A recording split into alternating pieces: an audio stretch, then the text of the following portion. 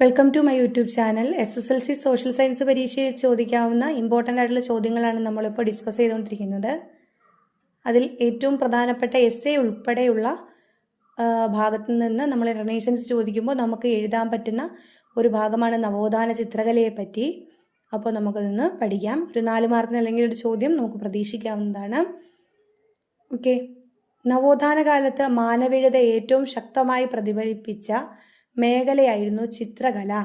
ചിത്രകാരർ തങ്ങളുടെ ചിത്രങ്ങളിൽ മനുഷ്യരൂപങ്ങളെ കൃത്യമായും വ്യക്തമായും സൂക്ഷ്മതയോടെയും അവതരിപ്പിച്ചു.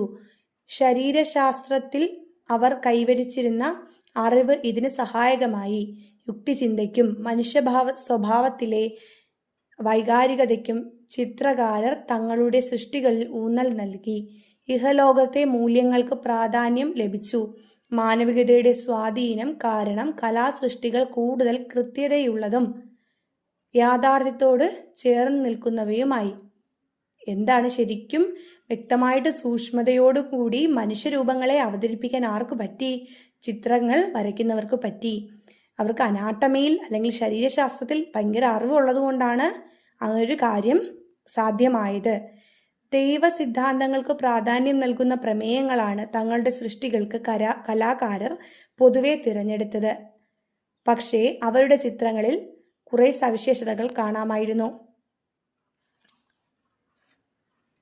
ഭൂദൃശ്യങ്ങൾ അഥവാ ലാൻഡ്സ്കേപ്സ്, വർണ്ണങ്ങൾ കൊണ്ട് പ്രകാശത്തെയും അകലത്തെയും ചിത്രീകരിക്കൽ, മനുഷ്യ ശരീരത്തിന്റെ യഥാർത്ഥ ചിത്രീകരണം, എണ്ണച്ചായത്തിന്റെ ഉപയോഗം, ഛായാചിത്രങ്ങൾ, ആദർശവൽക്കരിക്കപ്പെട്ട മനുഷ്യരൂപത്തിലുള്ള ദൈവത്തിന്റെ ചിത്രീകരണം. അപ്പോൾ ഇത്രയും സവിശേഷതകൾ നമുക്ക് കൃത്യമായിട്ട് അതിൽ നിന്ന് കാണുകയും ചെയ്യാം. എന്തൊക്കെയാ? ഭൂദൃശ്യങ്ങൾ, വർണ്ണങ്ങൾ കൊണ്ട് പ്രകാശത്തെയും അകലത്തെയും ചിത്രീകരിക്കൽ, മനുഷ്യ ശരീരത്തിന്റെ യഥാർത്ഥ ചിത്രീകരണം, എണ്ണച്ചായത്തിന്റെ ഉപയോഗം, ഛായാചിത്രങ്ങൾ, ആദർശവൽക്കരിക്കപ്പെട്ട മനുഷ്യരൂപത്തിലുള്ള ദൈവത്തിന്റെ ചിത്രീകരണം. ഇവിടെയൊക്കെ നല്ല ചിത്രങ്ങളൊക്കെ കൊടുത്തിട്ടുണ്ട്. ആ ചിത്രങ്ങൾക്കെല്ലാം ഇങ്ങനെയുള്ള പ്രത്യേകതകൾ നമുക്ക് കാണാനായിട്ട് സാധിക്കും. അഗണി ഇൻ ദ ഗാർഡൻ, പൂന്തോട്ടത്തിലെ വേദന എന്ന ചിത്രം ഇറ്റാലിയൻ നവോത്ഥാന ചിത്രകാരനായ ജിയോവന്നി ബെല്ലിനി വരച്ച ചിത്രം. ഇതിലൊക്കെ നമുക്ക് എന്ത് ചെയ്യാൻ പറ്റും? ആ നവോത്ഥാന ചിത്രകലയുടെ പ്രാധാന്യം മനസ്സിലാവും, സവിശേഷത മനസ്സിലാകും. ജിയോട്ടോയുടെ ചിത്രങ്ങളിലാണ് ഗ്രെക്കോ റോമൻ സ്വാധീനം ആദ്യം പ്രകടമായത്.